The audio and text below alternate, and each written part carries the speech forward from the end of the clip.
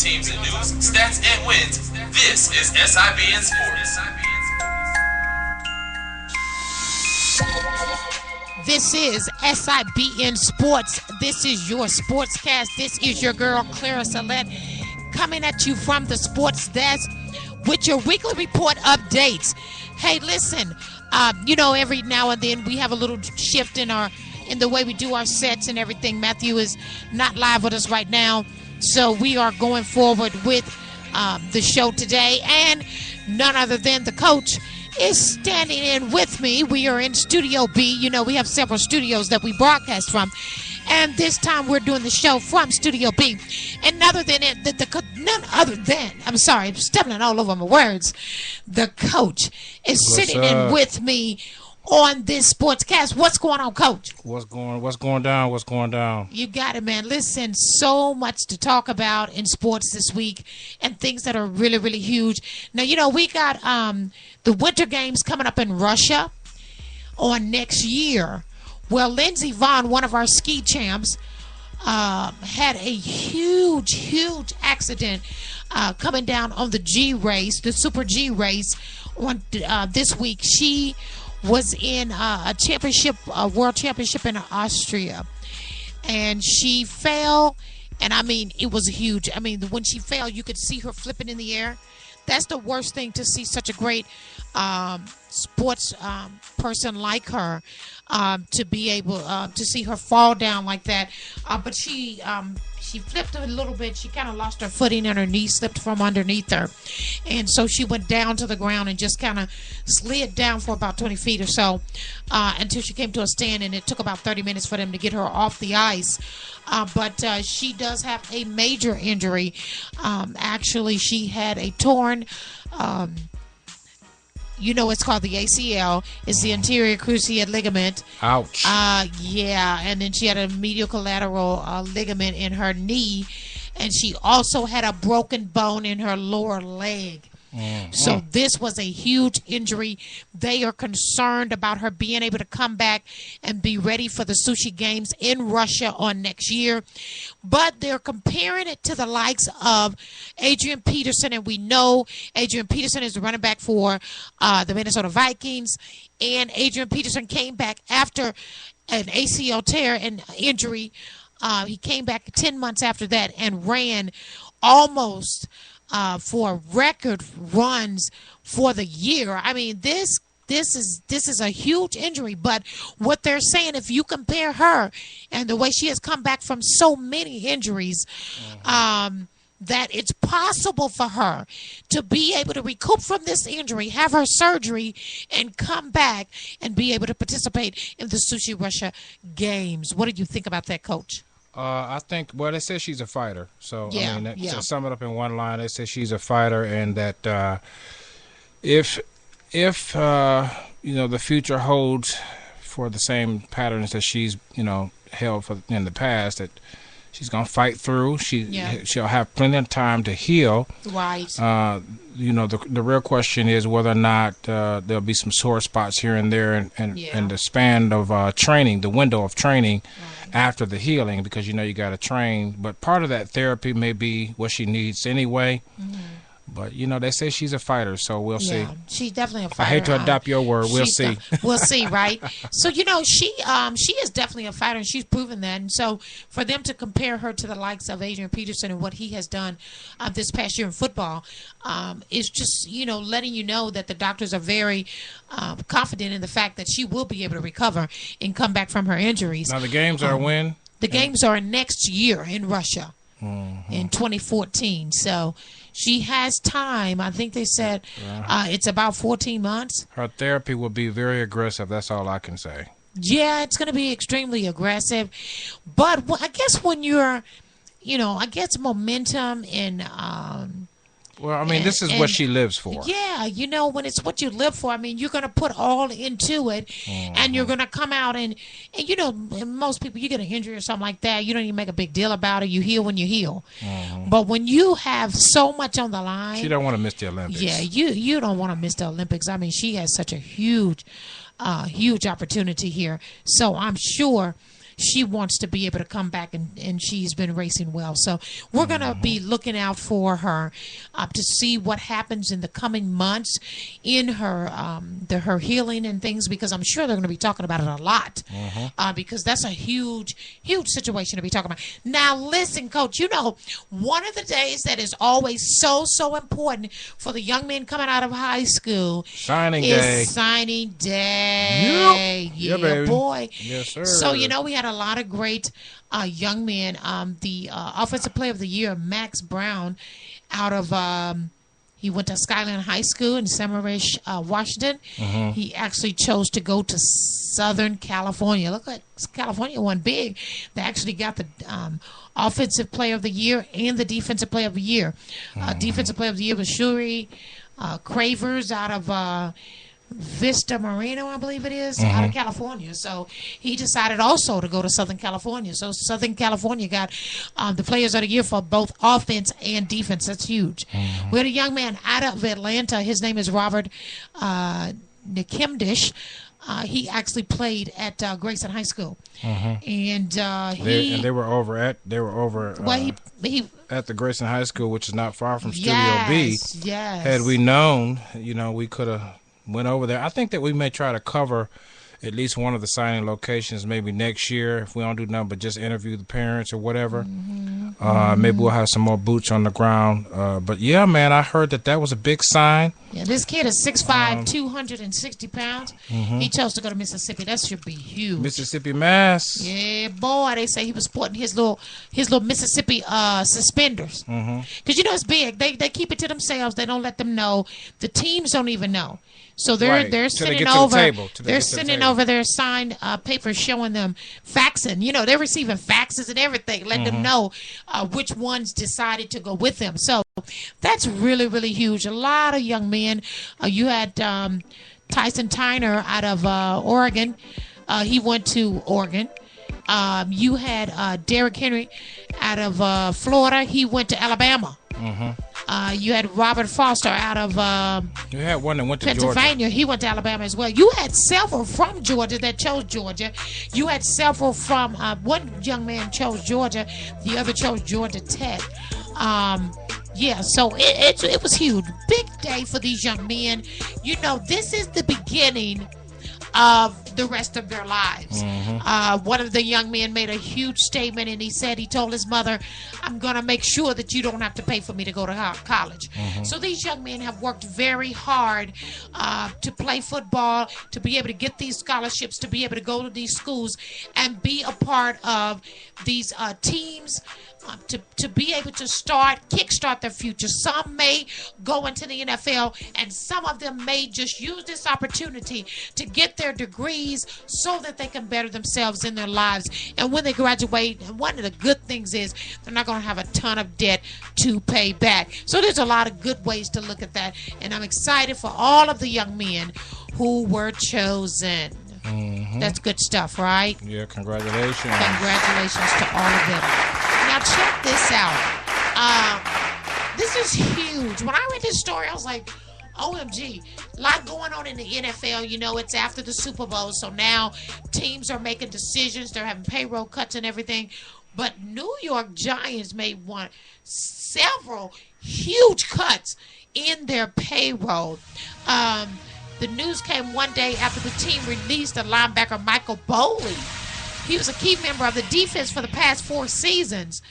In all, they made roughly $13.75 million in salary caps for the 2013 season. I mean, that is freaking huge.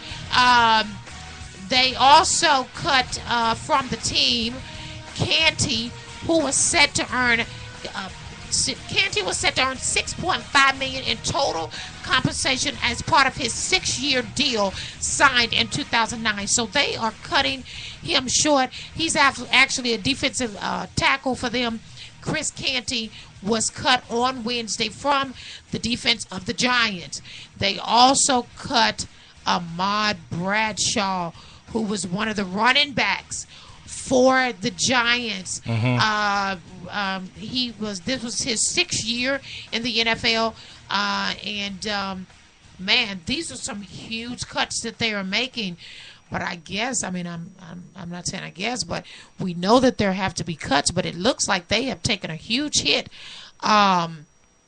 in getting rid of a defensive player, as well as Ahmad Bradshaw, who was a running back for them as well. He actually rushed for 1,015 yards and 6 touchdowns on last season. Mm-hmm. That's good. You know what I'm saying? Yeah. He had a pretty decent season, I guess, when you consider how they played for the season, and they had to make the cuts. I'm sure that wasn't easy, though. I mean, even NFL players owners are trying to get the most bang for their buck. Yeah. And folks want to get to the Super Bowl, which I know you're going to talk about there in a few minutes. But yeah. I mean, they want to do what they got to do to trim these teams down to get to the Super Bowl, and I think it's kind of a long shot because you got a lot of rookies that come in, and you got to have a congruent team now to get to the Super Bowl. Yeah. I mean, a lot of teams have proven that they can play well during the postseason, through the preseason. What do you call it? Postseason is after, but preseason before, yeah. But the bottom line is, season. you got to be seasoned and yeah. congruent as a team, both upstairs and on the field. So, it remains to be seen if these cuts remain effective. Hopefully, the cuts won't hurt some of these teams because some of them were kind of drastic. Yeah. What do you think about that Super Bowl game? Well, hold on. Before we get to Super Bowl, I always like to give my updates and stuff. Now, Vic remains with the Eagles. Mm-hmm. As we know, they said the NFL business day concluded Wednesday with quarterback Michael Vick still on the Philadelphia Eagles roster. Mm-hmm. The team had to cut Vick by Wednesday to avoid $3 million of his salary for this year becoming guaranteed. Is he a starter? So if they were going to cut him, they would have had to cut him this week. Oh. So the Eagles decided to keep him, so the $3 million guarantee that he is guaranteed, he will still get that. Is he a starter? Yes, but they said that the Eagles, however, can release him by the start of free agency in March, by March 12th. Mm-hmm. And be spared the payout if Vic signs with another team and gets a contract worth $3 million or more, which is highly likely. You think he's looking to go anywhere else? They said it's highly likely. Highly likely? Yeah. Who else has given hints that they want him? I mean, I hadn't really heard any talk about anybody that's looking at Vic. I mean, you got people going in looking at the draft already, talking about who they picking up. Because you got a few quarterbacks out there that are being picked up. So, this is going to be really, really interesting because we know that Andy Reid was big on Michael Vick, and now that Andy Reid is no longer with the team, there is really no safety net for Mike Vick at this point.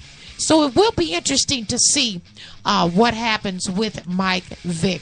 We are going to go to a quick break, you guys. We appreciate you stepping in with us. We like to just talk to you, holler at you, just make it real, real good. So here we go. We're going to take a quick break. This your girl, Claire Slett. I'm here with the coach sitting in for Matthew Bucks today. That's me. This is your Sports Desk on SIBN Radio.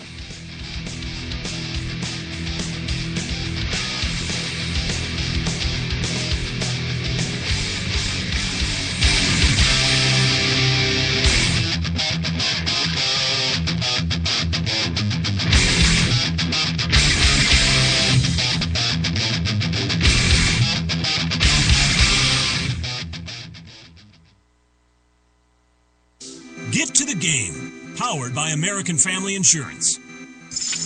Trey Matthews, one of the top safeties in his class, defined his playing style early on. I started playing football when I was around 9. They were doing head-on tackling drills. He was getting ready to hit a guy, and they was like, no, we're not going to let him go against him because he played last year. I was like, no, let him hit it. Trey didn't know, well, what am I supposed to do? He's much bigger than I am. My husband said, just go at him and go full speed. And he just did it like he had been doing it since he was, younger than 8 or 9. He's never missed a practice, been late for one. He's a dedicated football player, 12 months out of the year. Trey's family is very close, and it's helped keep Trey on the path to his dreams. The closeness of our family is phenomenal. When I step out of line, my mom, is the first one on me. I know I push him a whole lot more than what some of the other boys' parents do, but that, of course, will help him in the end. Trey's dream is to be a professional football player. We work out together almost every night. My dad taught me my work ethic. He taught me everything I know. People talk about a plan B. We don't have a plan B. You put all that you have into your plan A. And if your plan A fails, then we'll work on another plan A. The NFL is a big dream, and Trey has a plan and the support to protect it. The best way to protect my dream is to stay focused, keep my body healthy, and hit the books hard.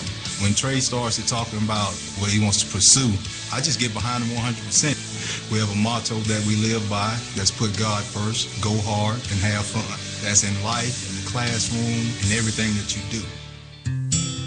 You do a lot of thinking on a bike about your life, family, your dreams. One of my dreams came to me on a bike, to open up my own shop. So what happens when you complete a dream? Well, you just start thinking of the next.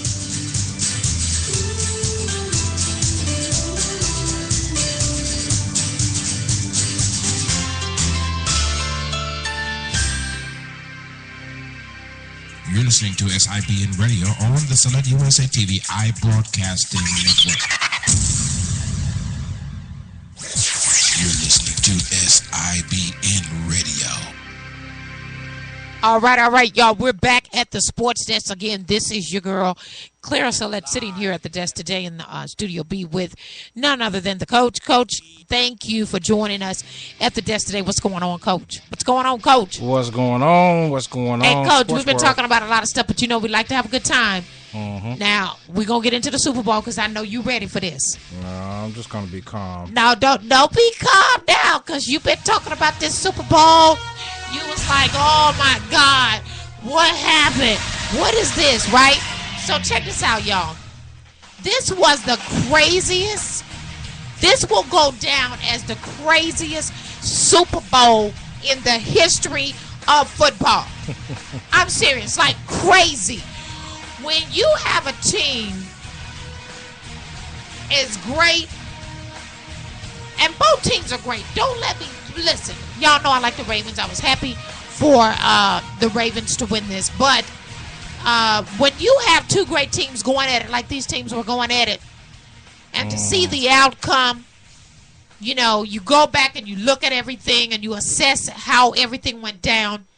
In the first quarter, you had the Ravens up 7-3. You knew in the first quarter that you had a game going here. You sure enough. Because Kaepernick was just not in his same rhythm that we have seen him in times past.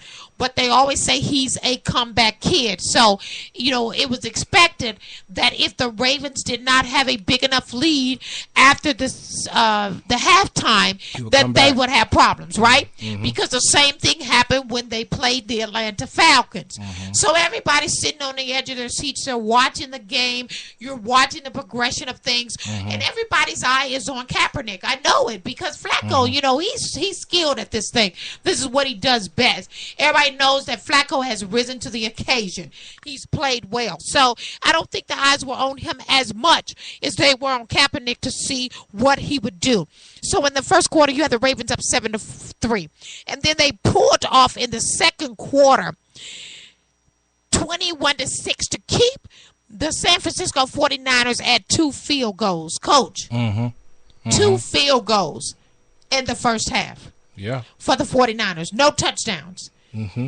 They couldn't get in close enough to get a touchdown. Mm-hmm. So when you look at that score, 21-6, you just don't expect nothing ridiculous to happen. You know what I'm saying?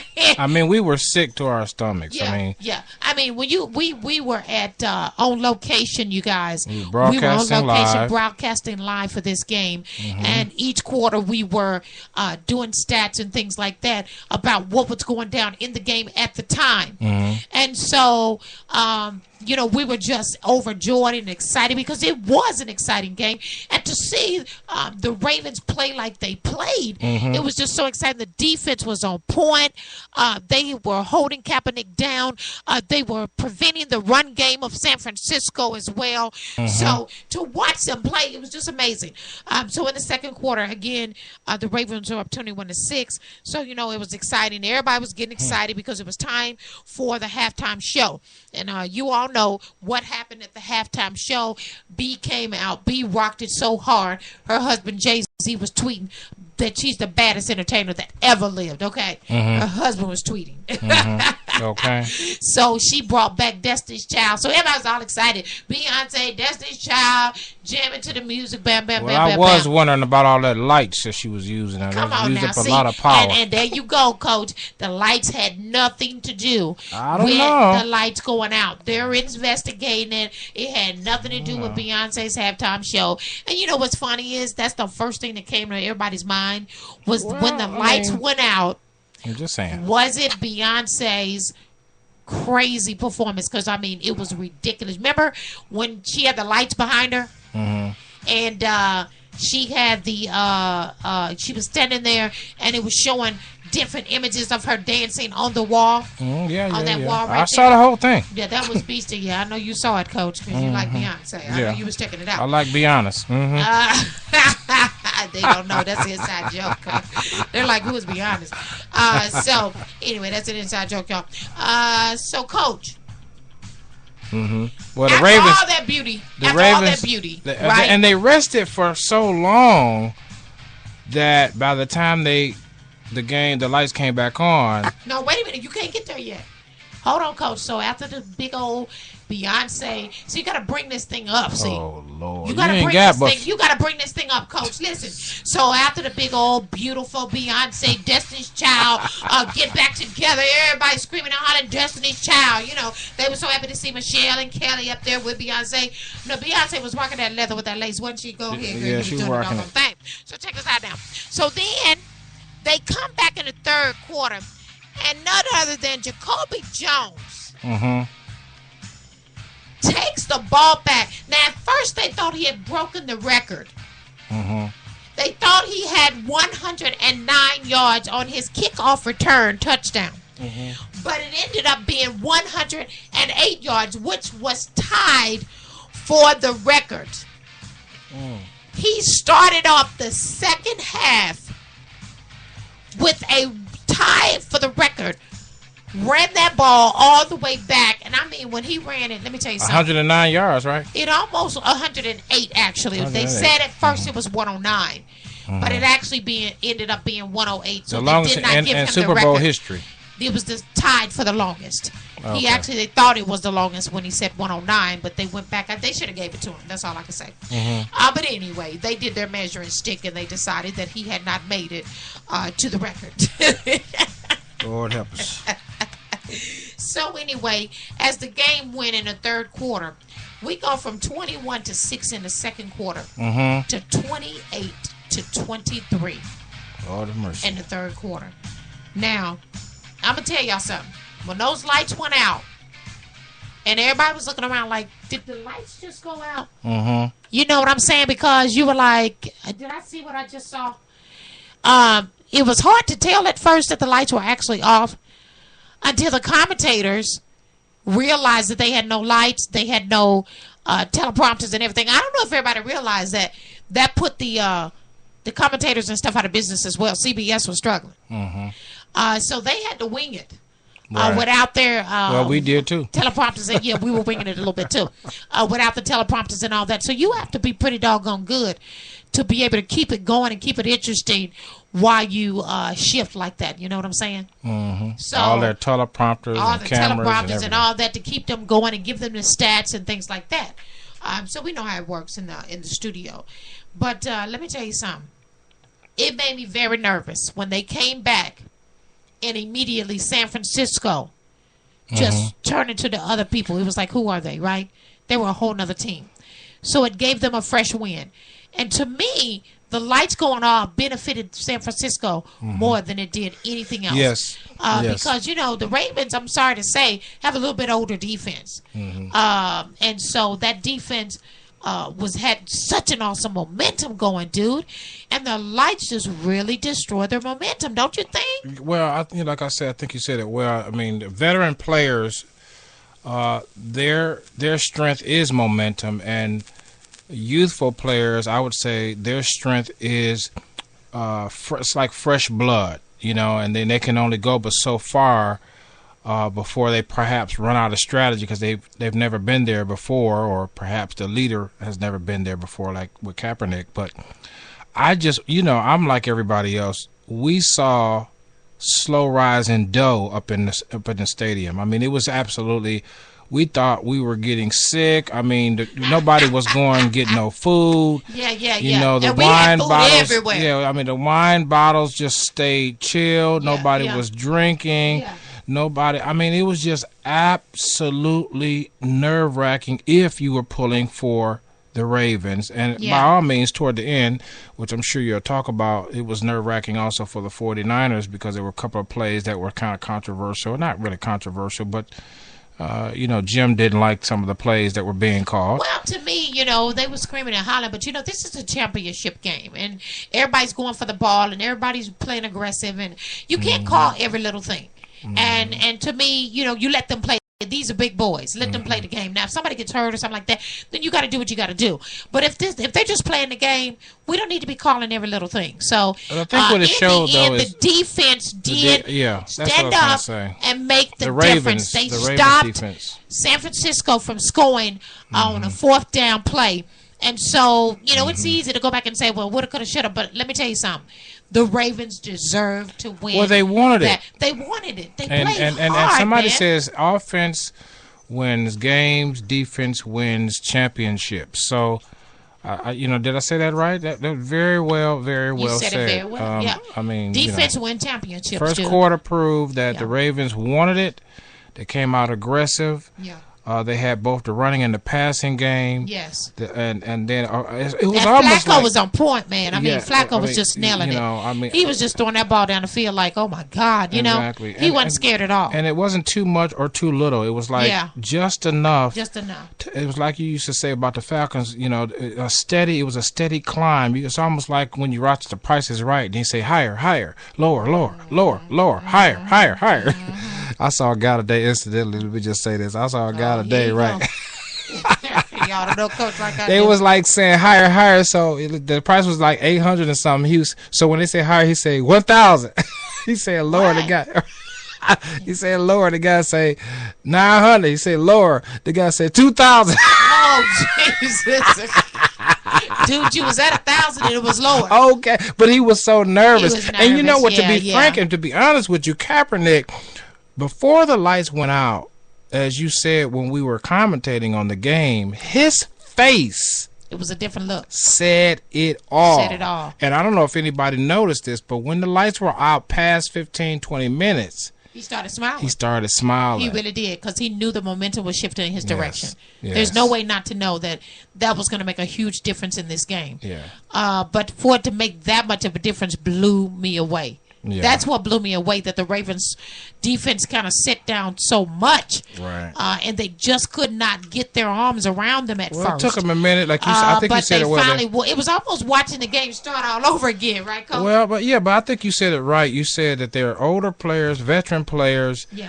And I think that took a little out of the game for them. Yeah. And but they had to remember, hey, you must play every minute of this game to win this championship, both offense and defense, and you cannot leave anything to chance, unlike our beloved Falcons. So, I mean, our beloved Falcons. I mean, they the Falcons could learn a thing or two from this Super Bowl game. You can say that again now. You got to play when everything is on the line. Mm-hmm. Nobody can rest. Yeah. I don't care what the score is. And as you could say, and as you said so eloquently, the score was what again at halftime? It was 21, I believe, 21-6 or something like that. Yeah, and 21-6. then after the lights came back on, the 49ers caught up. 28-23. You see what I'm saying? Yeah. And so what I like about the Ravens is that the tenacity never stopped. They never, Clara, they never quit. And you've said it 1,000 times. You got to want it. You got to play every minute, every second of the game. Yeah. And I just saw some football. Yeah, it was good.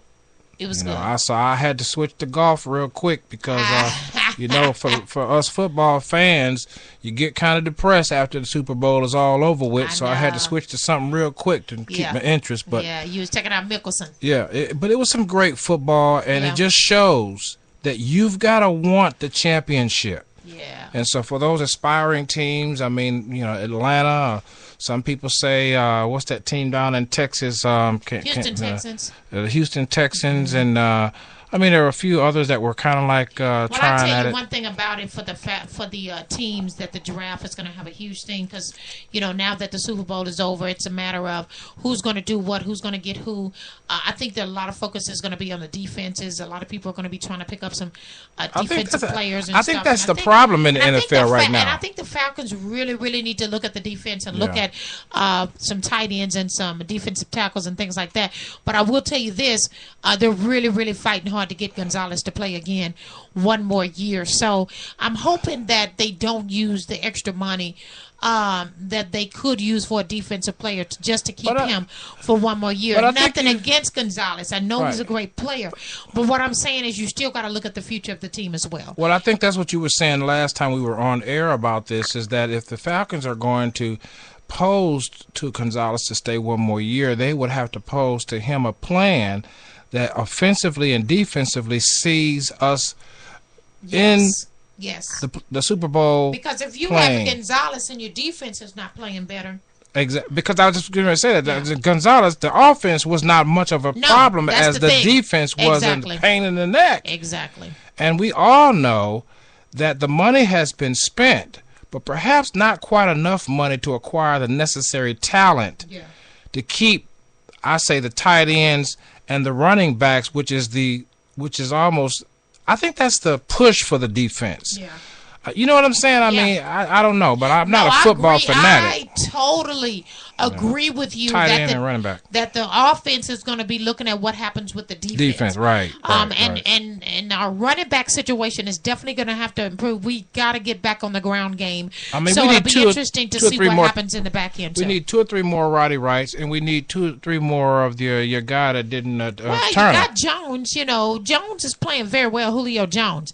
So yeah, he's playing well, but it just seems like if we can continue we don't use to them get that much. These guys at the level that we need them to be at. Yeah. I know we like Gonzalez, and everybody knows he's a great tight end, and taking nothing away from him. He's a Hall of Famer, man. Guy played so well in all these years, Yeah.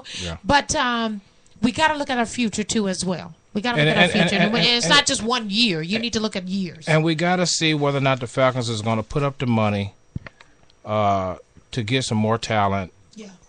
Because I just don't. That's what I'm saying. In the right place, I just don't think that we are going to be in the running with what we got defensively. That's interesting, Coach. But I don't think that we're going to. I mean, we're and the thing that I learned from you and Matthew in this whole thing is this. It doesn't matter how well you play in the preseason, during the season. You got to be willing to go all the way to the end. Yeah. And I just, I really thought the Falcons were going to be there. And that's what we've always failed as a team. I mean, what was their score? 12 and what? Yeah, they were 12 and 3. You did all that work. Yeah. Yeah. What happened? I mean, we're not going to talk about it because lost to Carolina, lost to New Orleans, to teams that we shouldn't have lost. We don't want to talk about this. What else? You done? Let's go to commercial break. We're going to take a quick break, Coach. You done got all fired up. See, you supposed to be talking about the Super Bowl. You done went way to the foul.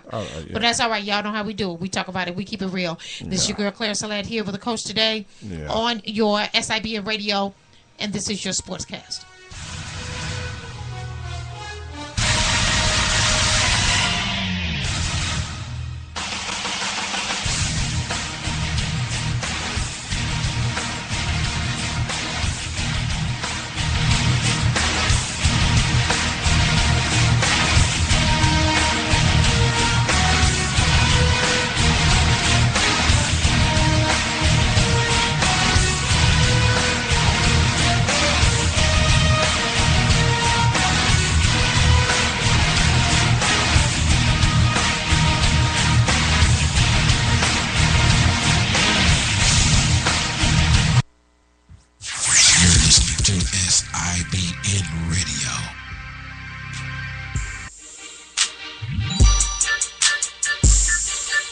Attention all artists of all genres. Now you can be featured on Gas Global Artist Showcase on the CATL show, airing now on SIBN Radio. That's right, all artists now, all genres, wholesome and positive, please, can be featured on Gas Global Artist Showcase. Global Artist Showcase on the CATL show, now airing on SIBN Radio. For more information, dial 404-910-5019. That's 404-910-5019. Monday through Friday, 9 a.m. to 5 p.m. Eastern Standard Time. That's right. Or email us at globalcoverage@selectusatv.info.